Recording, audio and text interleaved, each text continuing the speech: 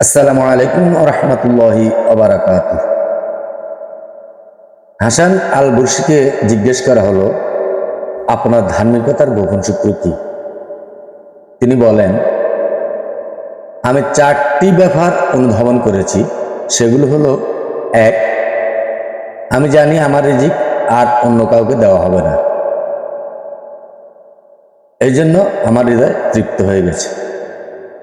2, আমি জানি আমার করণীয় ইবাদত আর কেউ করে দিতে পারবে না, তাই আমি নিজেই সেগুলো করা শুরু করে দিয়েছি। 3, আমি জানি আল্লাহ আমাকে দেখেছেন, এই জন্য আমি গুনাহ করতে লজ্জাবোধ করি।